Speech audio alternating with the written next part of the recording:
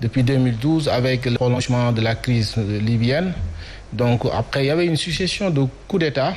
Et par la suite, il y avait ce qu'on appelle cette pandémie qui est venue peut-être anéantie. Et donc, cette crise, cette instabilité politique, à peu près, a nourri une crise économique alors qui prolonge la fermeture des frontières de l'État malien. Alors, je pense que cela quand même a des conséquences. D'abord au niveau de la CEDEAO, mais aussi au niveau de l'Union, mais en particulier le Sénégal. Parce qu'il faut analyser quand même au niveau des échanges que nous faisons avec ce pays.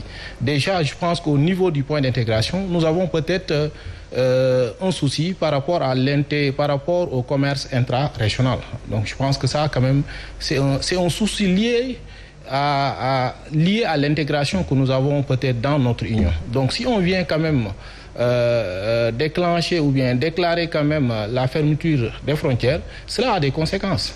Et je pense qu'il faut quand même le voir par rapport à la position géographique du Mali. Et Dakar Dakar représente le premier client de Bamako en termes d'approvisionnement. Alors, si vous regardez récemment, peut-être en 2020, selon les données de l'ANSD... Et ça, Dakar le doit ou le Sénégal le doit à la crise ivoirienne qui a fait que le port du Sénégal s'est repositionné? Effectivement, je pense que dans le passé, la Côte d'Ivoire était un pays quand même qui tirait l'Union. Mais avec la crise ivoirienne, Dakar a pris le relais et donc devient le premier client pour le Bamako. Mais donc on note qu'avec cette fermeture, forcément il y aura des conséquences du côté peut-être du Mali, mais aussi du côté du Sénégal, parce qu'on note une densité des échanges internationaux entre ces deux pays. Donc les conséquences économiques, le Sénégal va peut-être, sûrement il y aura des conséquences économiques pour le Sénégal, mais aussi des conséquences économiques pour le Mali, n'est-ce pas? Est-ce que les conséquences pour le Sénégal sont plus importantes que pour le Mali? Alors, quand on sait que le port de Dakar vit à plus de 50% des produits qui partent vers le Mali. Effectivement, je pense qu'il y a des conséquences réelles pour le port de Dakar. Parce que le port de Dakar, c'est une densité des activités commerciales. Et comme vous l'avez dit, la plupart des marchandises, c'est ces relations commerciales entre le Mali et le Sénégal. Alors, on peut dire que lorsqu'on a déclaré la fermeture, Mali a d'autres alternatives. Je pense que la Mauritanie a déclaré que voilà, donc il est prêt à accompagner. On a suivi même la Guinée, même s'il faut le dire que la Guinée, peut-être le port de la Guinée n'est pas comme le port de Dakar pour contenir les activités commerciales, mais je pense que le Mali a d'autres alternatives, contrairement au Sénégal où il y a une densité des échanges internationaux. Mais est-ce que ce sont des alternatives qui peuvent adoucir les affres de ces sanctions?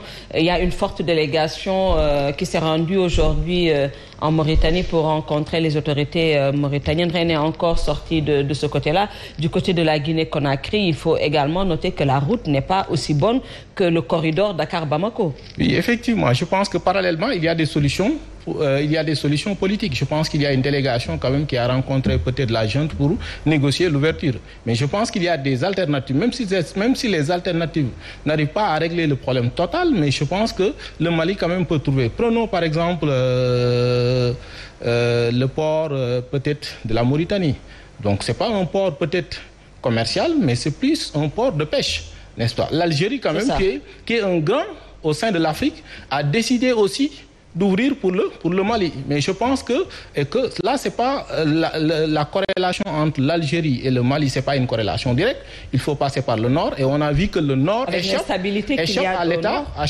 à l'État malien. Donc, de ces deux côtés, il y a des conséquences économiques quand même terribles qu'il faut attendre et que ça ne peut pas aller dans le long terme. Ça ne peut pas aller dans le long terme et je pense que depuis peut-être semaine passée, on voit qu'il y a des solutions qu'on essaie de trouver parce que cette fermeture ou bien l'embargo n'arrange personne. D'autant plus qu'on est à la recherche d'une intégration solide. Et que donc, je vous disais dès le début que le commerce intra-régional devient aussi le principal souci lié à notre intégration. Donc je pense que cette fermeture, quand même, il y a des conséquences sur le plan économique du côté du Sénégal, mais aussi sur le plan, mais aussi du côté du Mali. Et ça, c'est des activités formelles qu'on peut classer. Mais regardez peut-être les camions que vous voyez. Mais il y a combien quand même dans ce secteur informel, il y a combien de gens qui vont perdre peut-être l'emploi pendant cette période de l'embargo? Donc les conséquences sont énormes des deux côtés. Donc en grosso modo, on va noter une diminution drastique des activités économiques. Alors on peut dire, Abdoulaye Mbow, que le Sénégal s'est tiré une balle au pied?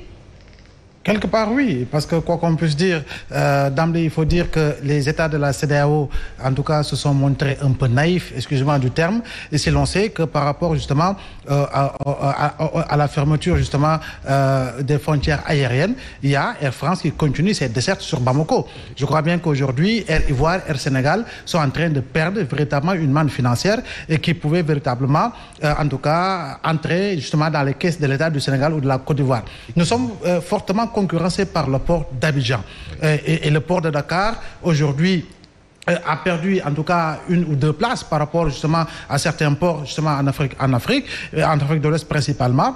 Et aujourd'hui, plus que jamais, si aujourd'hui la Côte d'Ivoire ferme et que le Sénégal ferme et que véritablement le Mali essaye de trouver d'autres alternatives, on sait pertinemment que en matière d'exportation, ce que le Sénégal exporte justement du côté du Mali, ce n'est même pas véritablement les mêmes valeurs comparées à d'autres pays. 21% des exportations en 2021 selon les chiffres de l'ANSD. Voilà, tel que la France. Donc, je crois bien que c'est un partenaire commercial à ne pas négliger. Et je crois bien qu'entre le secteur formel et le secteur informel, il y a nécessairement, véritablement, des répercussions économiques assez énormes.